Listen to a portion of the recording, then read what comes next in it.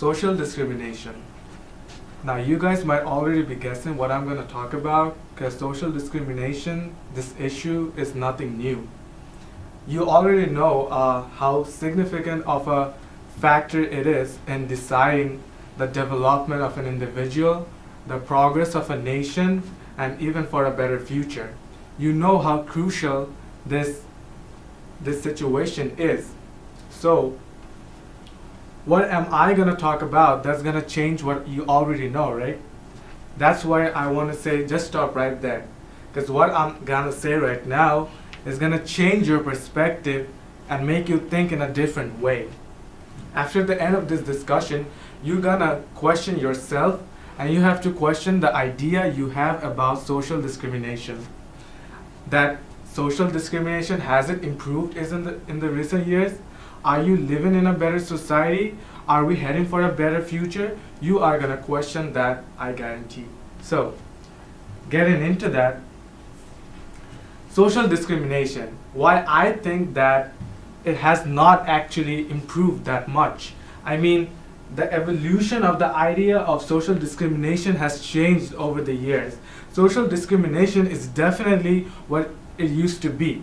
Yeah, it has reduced to some extent, but I think social discrimination just took a new look. It has a disguise, and we are being regularly engaged in social discrimination activities without being even aware of it.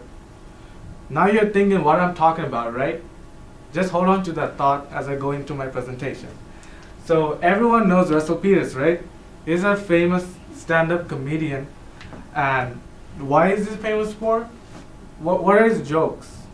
It's based on race, it's based on religion, it's based on gender discrimination. Yeah, he's a stand-up comedian. I mean, he doesn't like promote the idea of social discrimination, right? I mean, it's just for entertainment. But I think that though he doesn't have that purpose, but indirectly he is manipulating and influence mainly the youth to think in a certain way. He is making people stereotype and generalize, though they don't mean it. Let me just share an experience. Last Halloween, I went out with some friends. So there was one Pakistani guy and one American guy. So this Pakistani guy was making jokes, racist jokes about Indians, and quoting some jokes from one of Russell Peters' acts that Indians are cheap. If you say Indians cheap, they actually take it like a compliment. Oh, thank you. Yeah, I try my best. So he's making jokes, and I mean, it's just light. I mean, he doesn't mean anything, fine. So later that day, it was Halloween, right? So this Pakistani guy, he had a beard too. So he was regretting that, man, look at all these people in costume. I think I could have come in a costume too. And this American friend was like, bro, you just need to shout, yeah, BB, and you're already in a costume.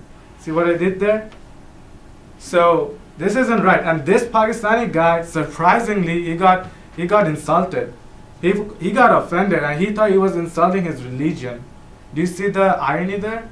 He just insulted Indian people. He just stereotyped, but he had a problem when someone insulted his religion.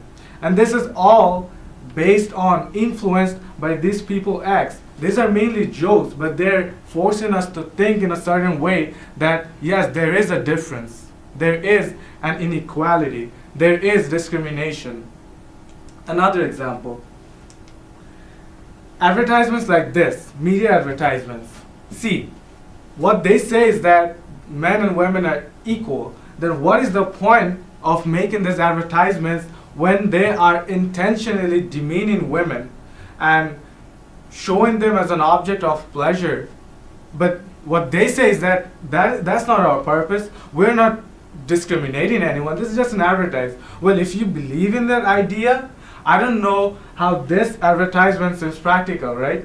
So this way, this media is manipulating in a way to think at a certain manner, right? They are sending the wrong message. They are sending the wrong idea, though they don't have the purpose of it. And then there's the famous cartoons. Everyone says Family Guy. I love Family Guy. And every now and then, they're making racist jokes. They're making various discriminations. and they don't care. And children are being exposed to these cartoons, and this is how they learn stereotyping. See, this guy, Peter, he's been checked, and if his color is anything beyond white, he's in danger.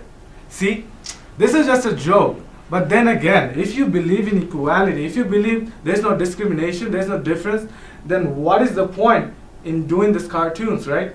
It is sending the wrong message. I just want to end it with a quote of Mahatma Gandhi, that if you want to see a change, you have to be that change. Okay? Your actions should not oppose your beliefs.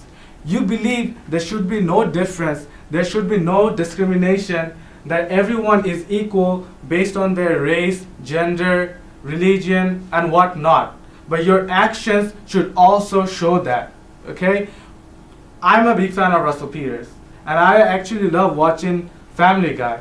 But I also believe in the idea that everyone is equal. So my actions and my beliefs, they contradict, and we have to take note of that point. Now, you question yourselves, are we actually living in a better community? Think again. Thanks.